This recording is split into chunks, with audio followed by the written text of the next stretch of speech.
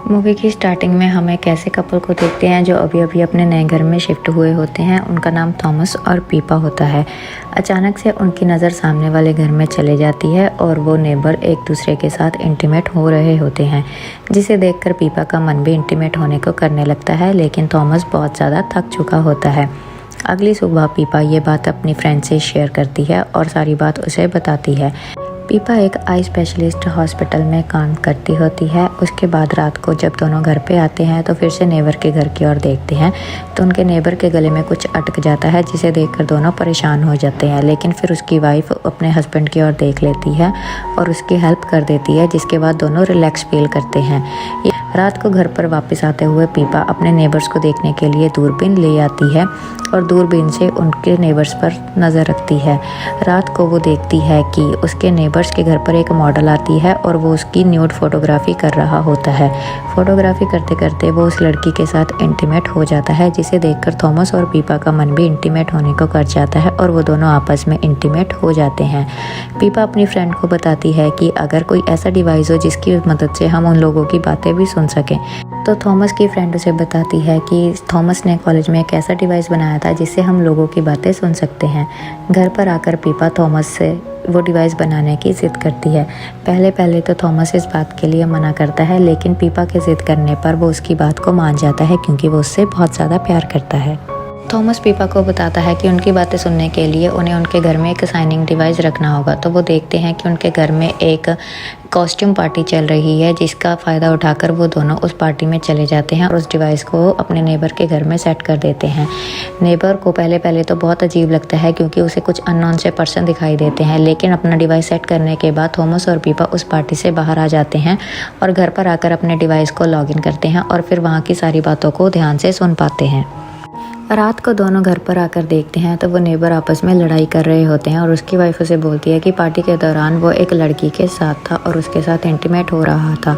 तो वो बोलता है कि ये उसका काम है, अगर वो ये सब नहीं करेगा तो उनके लिए यहाँ पर सर्वाइव करना मुश्किल हो जाएगा।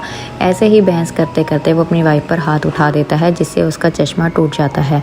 अगले दिन उसकी वाइफ पीपा के क्लिनिक में जाती है, जहाँ पर पीपा को उसका असली नाम पता चलता है। उसका नाम जूलिया होता है। जूलिया उसे बातों बातों में बताती है कि हम काफ़ी अच्छे दोस्त बन सकते हैं। उधर थॉमस नेबर के घर पर नज़र रखे हुए होता है, तो वहाँ पर एक और नई मॉडल आती है। मॉडल पहले पहले तो फ़ोटोशूट के लिए ज़्यादा कंफर्टेबल नहीं होती, लेकिन फिर उसका हस्बैंड वो अपने कपड़े उतार देता है, जिसे देखकर वो भी अपने कपड़े उतार देती है और फ़ोटोशूट के बाद वो उसे इंटीमेट होने को कहता है, तो मॉडल मान जाती है। घर आकर पीपा सारी बात जूलिया की अपने हस्बैंड थॉमस से शेयर करती है, तो थॉमस भी पीपा को बताता है कि आज उसका नेबर फिर से किसी नई मॉडल के साथ इंटीमेट हुआ था। पीपा को ये बात बिल्कुल भी अच्छी नहीं लगती और वो डिसाइड करती है कि वो जूलिया को इस बारे में बता देगी। तो थॉमस उसे बोलता है कि हमें किसी की पर्सनल लाइफ में इंटरफेयर नहीं करना चाहिए, जिस बात के लिए पीपा भी मान जाती है और अपना मुंह बंद रखती है। वीकेंड के दौरान वो जूलिया से स्पा में मिलती है, तो वो देखती है कि जूलिया अपने हस्बैंड के साथ काफ़ी खुश है, इसलिए वो उसे कुछ ना बताने का डिसाइड करती है। रात को जब वो नेबर के घर की तरफ देख रही होती है, तो वो देखती है कि जूलिया एक बुक पढ़ रही है, तो वो जूलिया को सब कुछ बताने का डिसाइड करती है। वो उसके प्रिंटर पर एक मैसेज भेजती है कि तुम्हारा हस्बैंड तुम्हें चीट कर रहा है। अगर तुम्हें यकीन नहीं होता तो तुम डस्टबिन में यूज्ड प्रोटेक्शन देख सकती हो। ये सब देखने के बाद जूलिया बहुत ही ज़्यादा परेशान हो जाती है और चाकू निकाल लेती है। वो अपने हस्बैंड को मारने ही लगती है, लेकिन ऐसा नहीं करती। ऐसा देखकर थॉमस और पीपा काफ़ी ज़्यादा परेशान हो जाते हैं। थॉमस पीपा को बोलता है कि उसने उसे मना किया था, लेकिन फिर भी उसने जूलिया को सारी बात बता दी और दोनों के बीच में काफ़ी ज़्यादा बहस हो जाती है। अगली सुबह पीपा और थॉमस देखते हैं कि उसकी वाइफ ने सुसाइड कर ली है, जिस बात से थॉमस और ज़्यादा गुस्सा हो जाता है और पीपा के साथ ब्रेकअप करके वो घर छोड़कर उसे अकेले वहाँ पर चला जाता है। रात को अपने नेबर को उदास देखकर वो देखती है कि वो एक बार की तरफ जा रहा है, तो पीपा उसका पीछा करती है। बार में वो कंटिन्यूसली उस पर नज़र रखे हुए होती है, तो वो उसका नेबर उसे बुला लेता है और उसे कहता है कि शायद उसने पहले उसे कहीं देखा है, तो इसके लिए पीपा मना कर देती है। दोनों आपस में काफ़ी बातें करते हैं, तो वो बोलता है कि क्या वो उसका फ़ोटोशूट कर सकता है।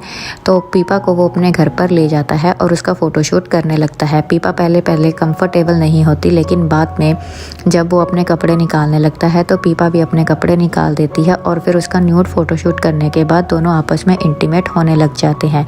उसके बाद थॉमस को अपनी गलती का रियलाइज़ होता है और वो वापस अपने घर पर आता है।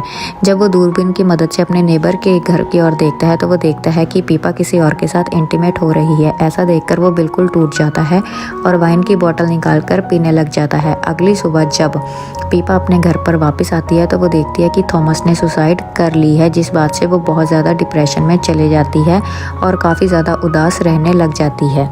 पीपा अपनी फ्रेंड से ये बात शेयर करती है और वो कहती है कि ये सब उसकी वजह से हुआ है, उन दोनों ने उसकी वजह से सुसाइड कर लिया है। तो उसकी फ्रेंड उसे बोलती है कि इसमें उसकी कोई गलती नहीं है, लेकिन पीपा उसे बोलती है कि वो एक बार सेब से मिलना चाहती है और इसलिए वो सेब के गैलरी शो में जाती है। जब वो उस एग्जीबिशन में आती है तो देखती है वहाँ पर थॉमस और उसकी पिक्चर्स लगी होती हैं और सेब एक एग्जीबिशन के लिए फ़ोटोशूट का काम कर रहा था और वो उसके ऊपर ही स्टोरी लिख रहा होता है और वो इस सारी बात का डेडिकेट अपनी वाइफ जूलिया को देता है। पीपा जब जूलिया को जिंदा देखती है वो बहुत ज़्यादा हैरान रह जाती है। वहाँ पर उन्होंने थॉमस की सुसाइड वाली पिक्चर भी लगा रखी होती है। ये सब बातें देखकर पीपा बहुत ज़्यादा डिप्रेस्ड हो जाती है और घर पर आकर कुछ फ़ोटोज़ को फाड़ने लग जाती है। सेब और जूलिया का एक इंटरव्यू होता है जिसमें वो लोग पूछते हैं कि थॉमस की जान उनकी वजह से गई, क्या उन्हें बिल्कुल भी रिग्रेट नहीं है। तो इस बात के लिए वो लोग मना कर देते हैं। घर पर आकर देखते हैं कि उनके दरवाजे पर एक वाइन की बोतल पड़ी होती है तो उन्हें लगता है कि उन्हें मैगजीन की तरफ से गिफ्ट मिली होगी। दोनों वाइन को एंजॉय करने लगते हैं। सेब को थॉमस की मौत का बहुत ज़्यादा रिग्रेट होता है, लेकिन जूलिया कहती है कि मुझे इस बात का कोई भी रिग्रेट नहीं है। दोनों वाइन को एंजॉय करते हैं तो उनके प्रिंटर पर एक मैसेज आता है कि तुमने मेरे हस्बैंड को मारा है। ये सब बातें देखकर सेब अपने नेबर के घर की तरफ देखता है तो पीपा उसे मैसेज भेज रही होती है। जब पीपा को ये बात पता चलती है कि उसके नेबर्स ने उन्हें देख लिया है तो वो वहाँ से भागने लगती है। सेब और जूलिया उसका पीछा करते हैं तो उससे पूछते हैं कि क्या तुम्हारे पास इस बात का कोई सबूत है। तो पीपा उन्हें बोलती है कि उन्होंने थॉमस की वाइन में कुछ मिला दिया था जिसकी वजह से उसकी मौत हो गई। उसके बाद देखते हैं कि जूलिया बेहोश होकर गिर जाती है और सेब को भी चक्कर आने लगते हैं। उनके बेहोश हो जाने के बाद पीपा उन लोगों की आंखें निकाल देती है और इस तरह से वो अपने हस्बैंड की मौत का रिवेंज उनसे ले लेती है। और इसी के साथ यहीं पर इस मूवी की एंडिंग हो जाती है। इसी तरह की और मूवीज़ के लिए हमारे चैनल को सब्सक्राइब कर लें और नीचे दिए गए बेल आइकन को दबा लें।